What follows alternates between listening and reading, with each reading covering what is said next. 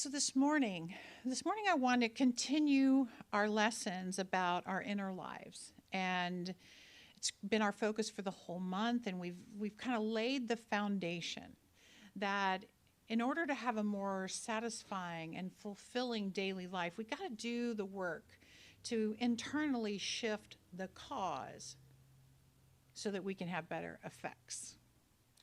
We've got to do that inner spiritual work to heal our thoughts and our self esteem so we're putting better energy out into the world so that it can return to us better energy forms.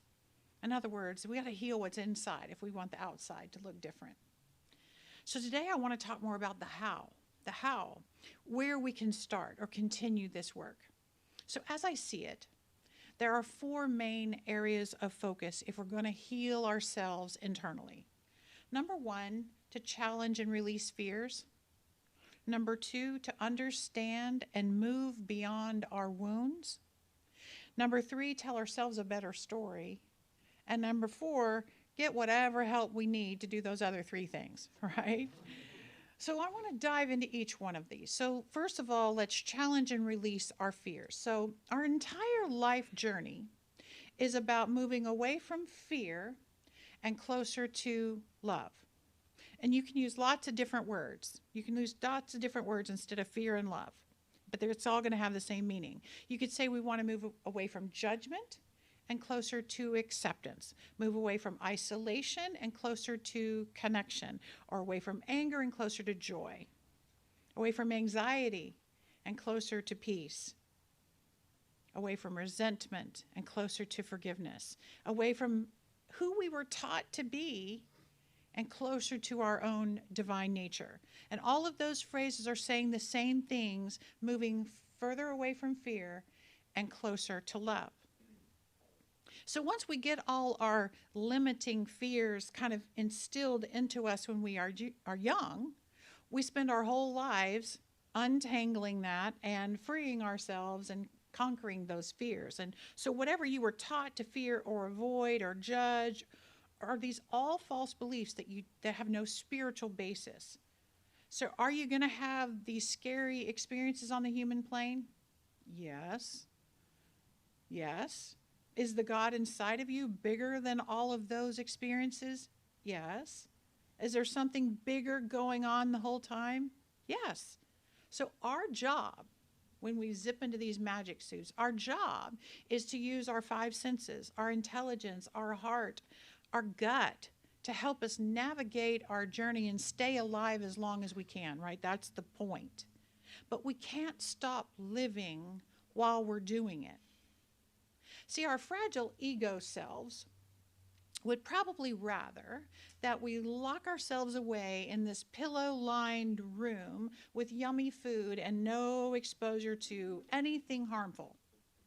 No sunlight, no radiation of any kind, no exposure to people who might hurt our feelings or our bodies, or no exposure to anything that might cause us some injury, no exposure to ridicule, basically no exposure to much of anything that would challenge our sense of safety. But so then we would be safe, wouldn't we? But would we really be living? Would we be living? Most people don't go to that extreme to not let fear, or to let fear run your life, or ruin it actually. But we all have fears that limit us in some ways.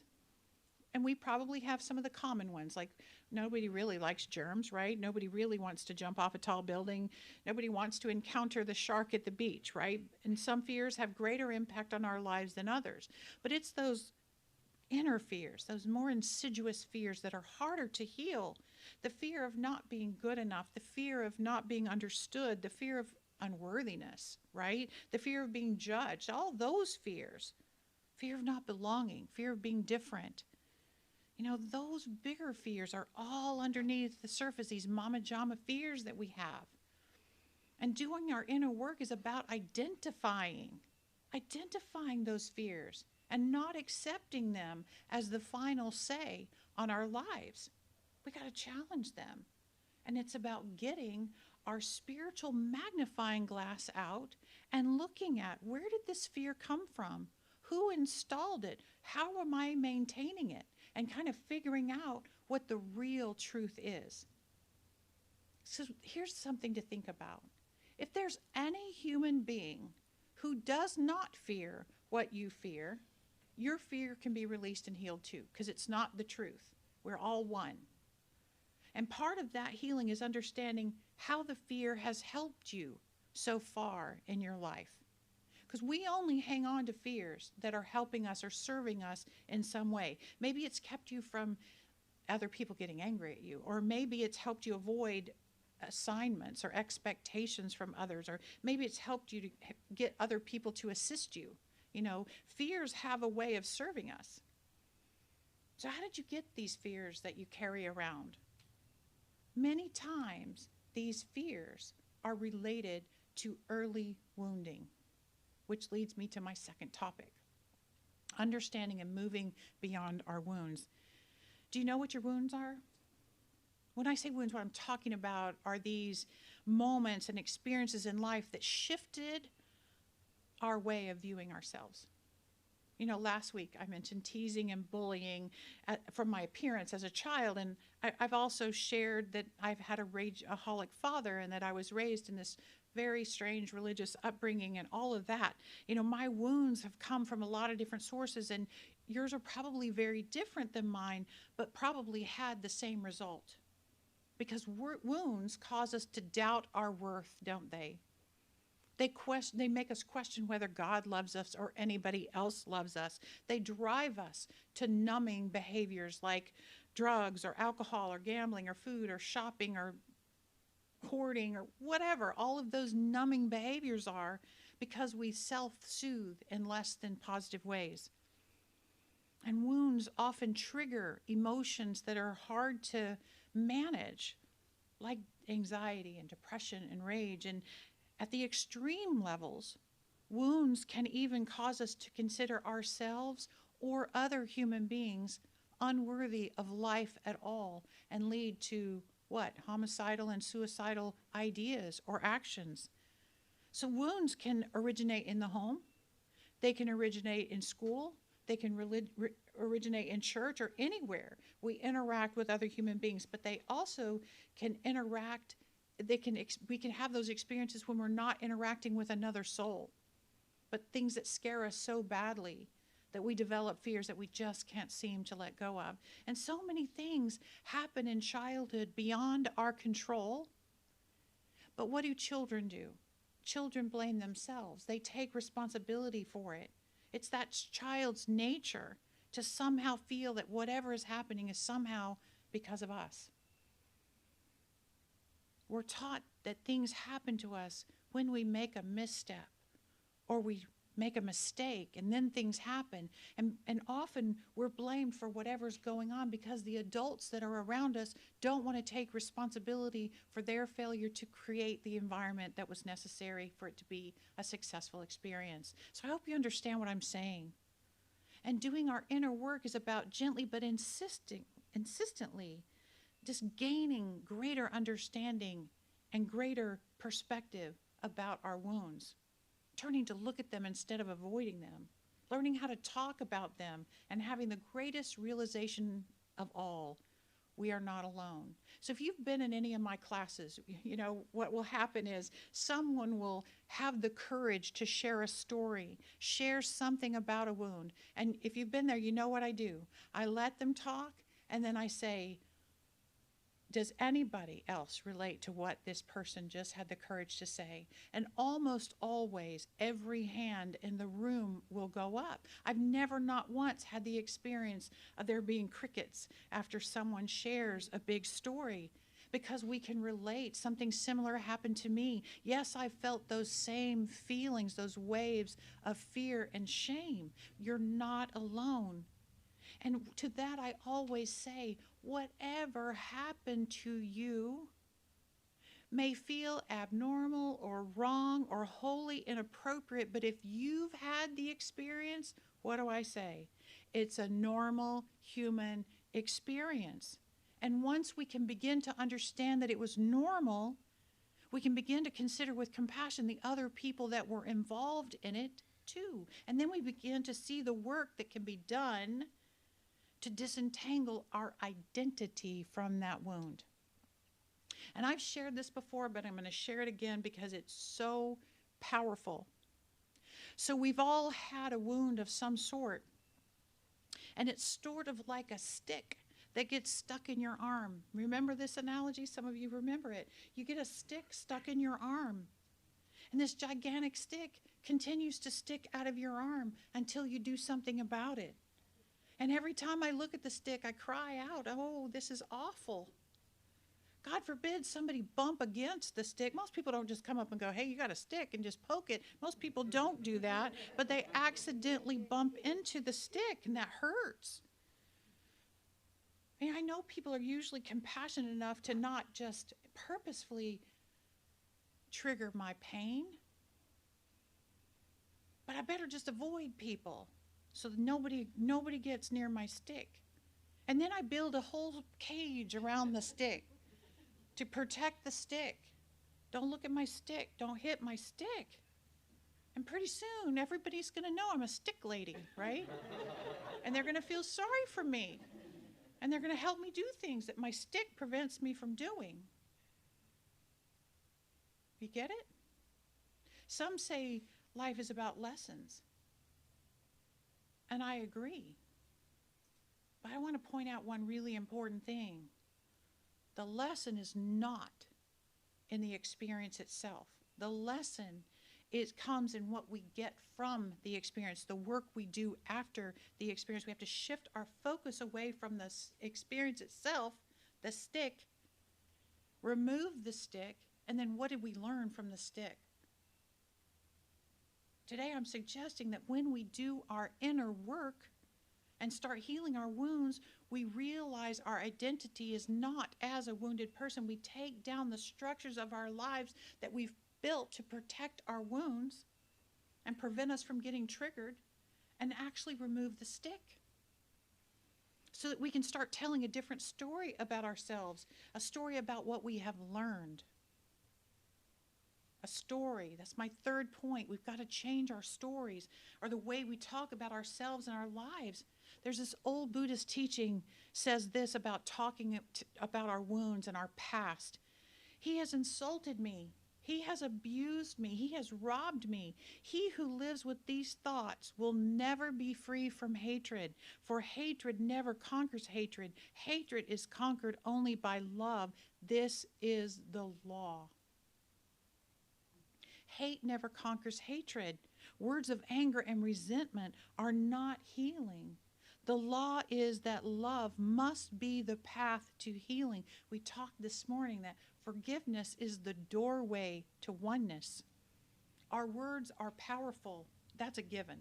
That's a given. The way we talk about ourselves teaches others, teaches the world around us how to treat us. And if we're always talking about our sticks and our experiences, we're defining ourselves as wounded or broken or weak or defeated or angry or bitter or whatever. We are the victim. We continue to give power to the past. We continue to carry the blame for the situation, which completely shuts our self-esteem down.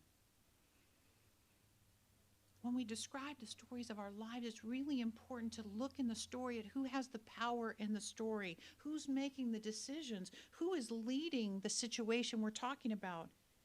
Because if our words diminish our ability to see ourselves as having a choice, then we've left all our power in the past. What is your today choice about it? That's what the story has to be. That's the most important part of the story. I want to give you a personal example by briefly telling a version of a story that I've told before, but it's really an interesting story that I just recently did some work on. So the story is the story about me being 6 years old, and I was living in Colorado in the winter. And my family, my father, my grandfather wanted to go ice fishing. Don't ask why. That's the most bizarre thing in the whole wide world. Ice fishing. The lake is frozen over. They cut a hole in the ice. They fish through the little hole, whatever. Okay, so the ice was frozen thick, except that there was an electric plant that was using the reservoir to make electricity. And so there was warm water that was circling in some of the reservoir, and the ice had thinned out to these big black holes. And I was instructed to stay away from them. I was 6. I had a coat and I had lots and lots and lots of layers on, and I also had some curiosity. My 6-year-old self wanted to go over and look in the hole and see if I could see the fish, right? So, long story short, I went over to the hole to look in to see the fish, and the ice cracked. That's what happens. And then the ice tilted and I slid off into the water. And I remember coming up and bumping up against the ice, and I didn't know how to swim, but I'm flailing because that's what survival skills do. And I pulled myself up and I was screaming help as I hung there in the freezing water. Basically, once my father saw me, he came over, he got me out, handed me to my mother, and sent me to the camper to get cleaned up and warmed up and all of that. They took care of my physical body, but emotionally, not so much. I don't have a memory of being comforted. I remember being terrified, and I remember being in trouble for breaking the rules because I had not followed the rules, or obviously I wouldn't have ended up in the lake. And I wanted to go home where I could be safe again and warm again, and that was just really not on the table at the moment. They wanted to stay for more days of fishing. And that's the story. And not too long ago, a spiritual healer suggested that if I had an experience in my past where I needed something different than the adult in my past could give me, one path to healing would be to rewrite the script of that memory so that everyone involved in the script said the things that I, as a young child, needed them to say, and did the things that I, as a young child, needed them to do had my needs been met. Wow, I was never heard of that before. I was curious, would it work? Would it work? So I decided to give it a try. And I rewrote the script from the moment I was pulled from the ice. I scripted my father as an understanding and caring, gentle father who just scooped me up and comforted me, told me he was afraid and because he would lose his beloved child. I scripted my mother and my grandparents as also nurturing my terrified little heart as they warmed me up and reassured me that I was going to be okay. In my script, the adults all did exactly what I needed them to do. They gathered around me to help me understand how normal my exploration was, how normal my curiosity was. There was nothing wrong with me for wanting to go see the fish, although it was very dangerous. And through that journaling work, through doing that work, I suddenly could see how terrified my parents and grandparents must have been that their beloved little child had fallen through the ice. I could finally see that their anger was a mask for the fear that they felt. And their anger was probably more directed at each other than it was at me, but because I had made the mistake, I felt it was all about me. And suddenly I had greater compassion for them, and I could back up from any judgment I had about their reactions in the moment. And to be honest, that particular event was not especially traumatizing to me long term, but it taught me, that exercise taught me that I could take my power back, pick up a pen, and rewrite a better script so that I could shift that memory and suddenly feel compassion for the adults around me. It encouraged me to look at the experience from the viewpoint of the other people involved, adult to adult, because I'd been stuck in my childhood perspective of the whole thing. I could understand suddenly my parents' perspective. And I'm willing to release my original story as the truth of that experience. And if I could do that with a kind of a non-traumatic memory, what could I do with some of the bigger memories in my life that still trigger stuff that might still be a stick, right? I could start focusing on what I learned from that experience, from that icy experience, to what it taught me as a parent. Colin Tipping wrote this book called Radical Forgiveness, and he said, forgiveness is a journey, and it always starts from a starting point where forgiveness is absent, and reaching it is a matter of choice. Do you see the power of that? Over time, I intend to do that exercise with lots of my stories. Why? Because I'm determined to do my inner work. I'm determined to let go of anything that blocks my identity as worthy and whole and beautiful. And I have to start looking at any starting point where forgiveness doesn't reside and choose. And guess what? I didn't come up with that healing exercise all by myself. I didn't just make it up. I needed help. And that's my fourth point. If we're going to do our inner healing work, most of us need some help focusing on the healing part. Because as I pointed out last week, sometimes it can take 15 years to heal something caused by a childhood wound. I've also seen people change perspectives and heal instantly. That's possible. It just wasn't possible for me on a lot of mine. So who's on your healing team? Who's on your healing team? You know, maybe it's a 12-step sponsor. Maybe it's a therapist or a group or a teacher or a good friend, perhaps, who's done their own healing work, a counselor, a physician, you name it. Lots of people can be on your healing team. We all need people around us who believe in the process of healing, first of all, and can encourage us on our way as we discover the lessons our experiences are opening up to us. We need them to remind us that our core nature's whole, right? And that finding our way back to experiencing that wholeness is possible. You know, our society has let go of a lot of the stigma around getting help. But I want to just push that stigma a little bit farther away because I believe in therapy. I believe in therapeutic methods of all kinds of healing. I believe in using medication to help rebalance your brain and get on a path to greater healing. And my life reveals that belief. And my very first therapy appointment was when I was 23. And I've been in therapy off and on the whole time. My first practitioner session was in 2002. So for 20 years, I've seen a practitioner or another minister almost regularly for all those years, right? I've taken antidepressants and anti-anxiety medication from time to time to help rebalance myself when I need it, because all of those things and people have helped me heal. And in addition to that, think about the hundreds, if not thousands of books I've read on all this stuff, right? I've watched documentaries and podcasts. I want to heal. And then I began doing the work. At first, I became a counselor. And then I became a coach, and then I became a practitioner, and now a minister, because all of those kinds of people are who helped me. And I have that helping heart inside of me, and trust me, if I could heal and release everything along the way, so can you. Do your inner work. Move from fear to love. Understand your wounds. Find a new story and get all the help you need.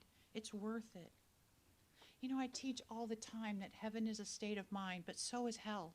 And if your inner world is heavenly and peaceful and joyful and loving, your outer world will reflect that. But if your inner world is far from heavenly, if it's fearful and judging, then guess what? Your outer world will too.